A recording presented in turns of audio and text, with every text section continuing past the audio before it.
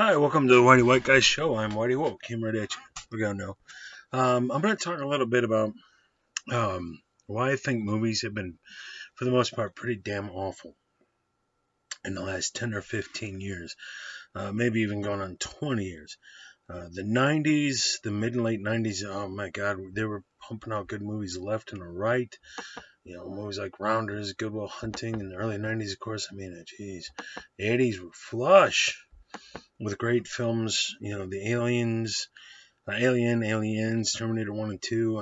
Every 5 minutes. And there was plenty of, almost said Space Cop, Samurai Cop, Although that was awful, so that you didn't even release that. It didn't even get to be seen. Nowadays, they're like, Hollywood just pulls out its ass cheeks and just shits on you and accept it. So here's 3 reasons why I think movies are awful. Actually, might go to 4. I don't even know. I'm just going to talk. Here we go.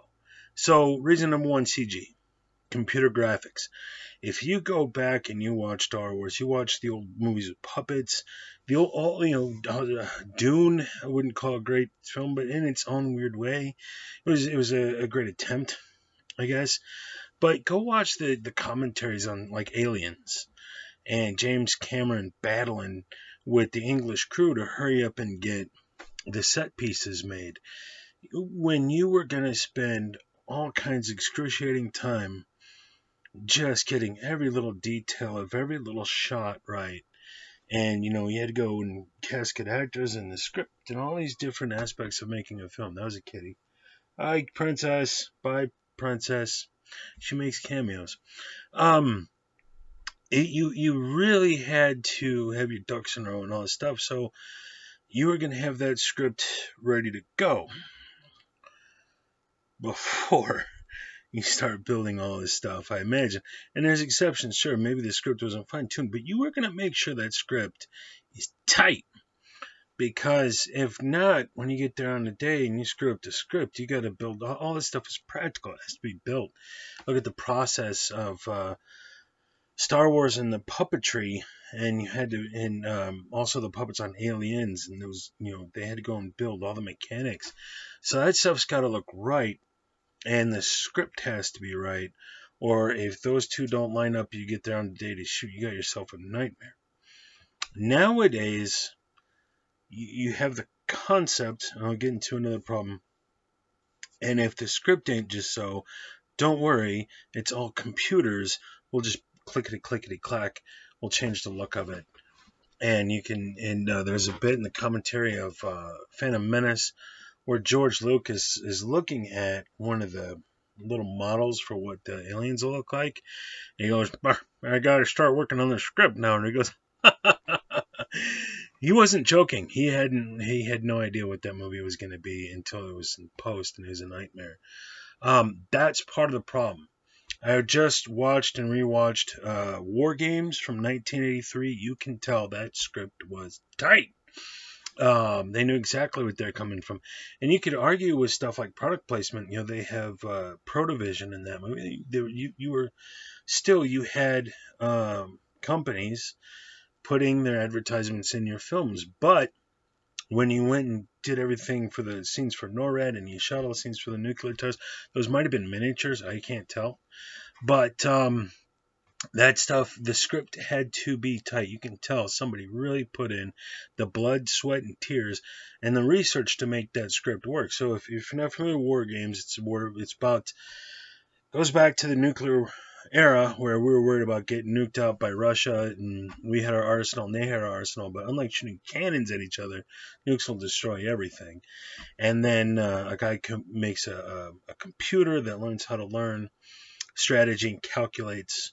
And then this young 18-year-old kid, played by dude is blanking on his name right now. Ferris Bueller, played by Ferris Bueller. He thinks he's hacking into a video game company and accidentally hacks into NORAD and into this computer called the Whopper. Almost starts World War III. You're going to go build all these things for NORAD and all these locations and all this stuff. You got to have that script tight. Because if you don't, and then you got to go find the budget, all that stuff. So everything had to be tight. Now, it'd be CG. it'd be crap. And if the script ain't so, we'll fix it post. It's just, it's ruined everything. So because you don't have to put in those blood, sweat, and tears to get the set to look right, to build booms for the cameras and all this stuff, the script just becomes an afterthought in the filmmaking process. We need to go get Will Ferrell. We need to go get Samuel L. Jackson. And once their name is on the poster, script schmipped. And then we got enough money for advertising, and we'll just hype the living crap out of this film. And then the morons will go see it and eat their popcorn, and you can pop up crap film after crap film after crap film, and they'll just keep going to go see it. Because what else are they going to do? Stare at the wall and drool? So it's also the audience, the lack of critical audience. Everybody keeps saying, when are they going to stop pumping out these stupid goddamn movies, man? Well, I'll tell you, the moment you stop going to see them. The reason why you keep getting Star Wars thrown down your throat is because people keep going to see Star Wars films. The reason why Ghostbusters 2016 got made is because they'll take, what was it that I just saw? Point Break. I haven't seen Point Break 2015, but that's from the clips I've seen, it has a completely different feel. It's a completely different movie, but the guy's name is Bodhi and the other guy's name is John Utah.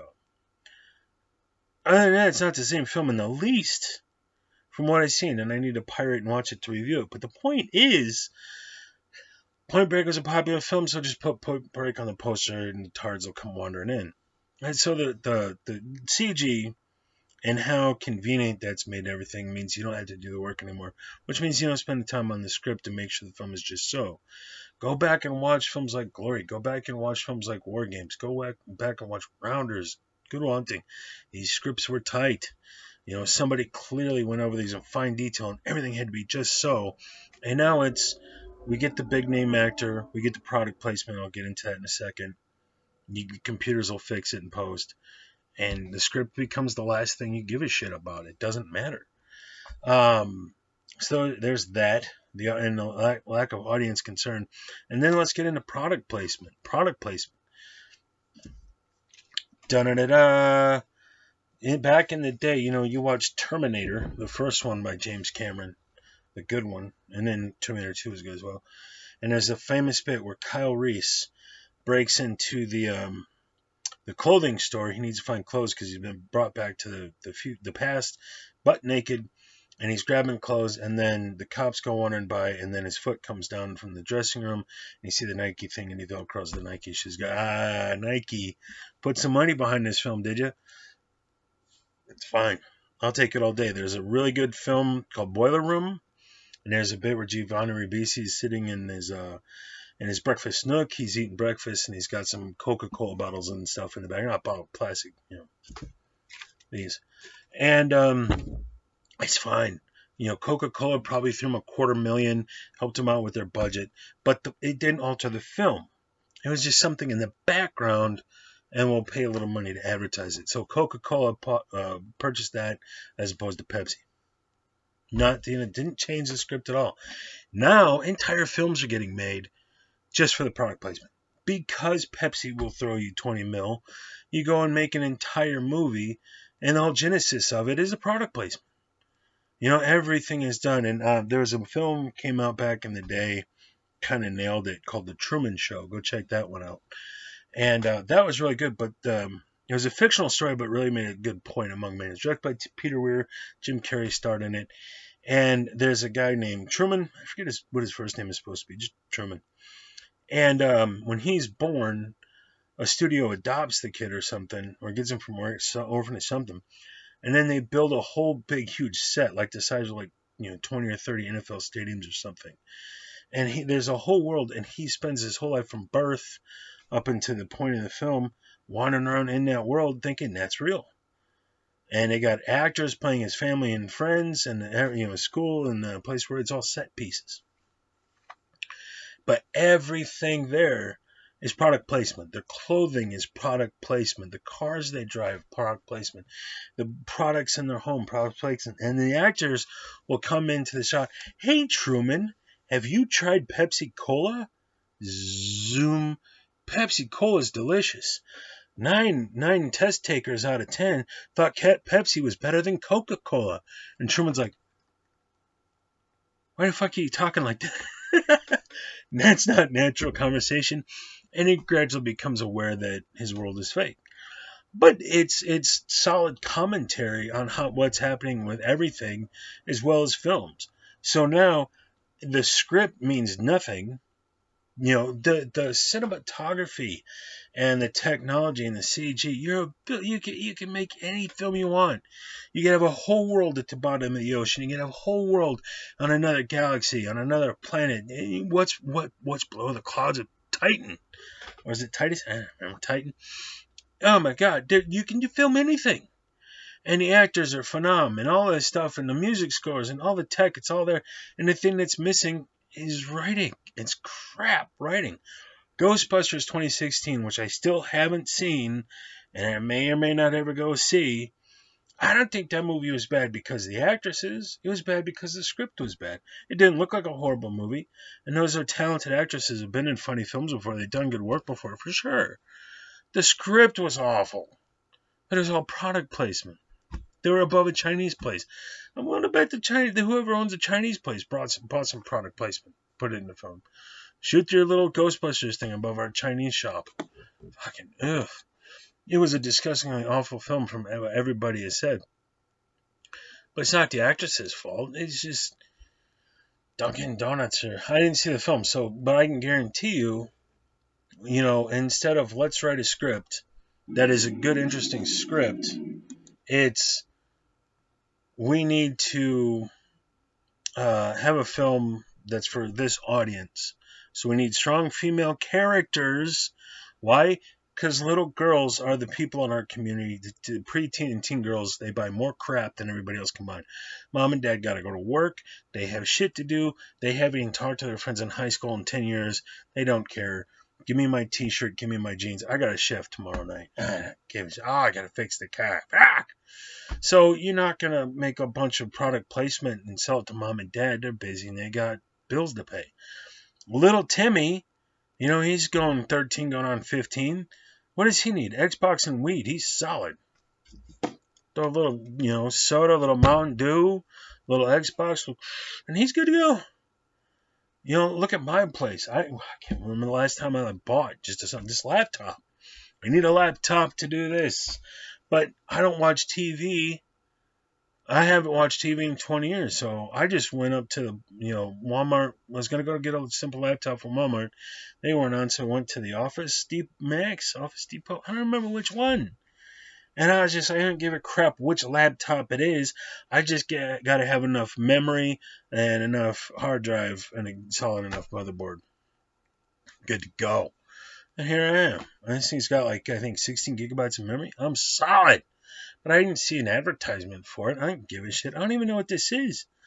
HP, Innova, fuck if I know. I was just looking at memory and hard drive space, and that's all that matters to me. I got enough memory. It does what it's supposed to do fast enough. Oh, I'm solid. Little girls,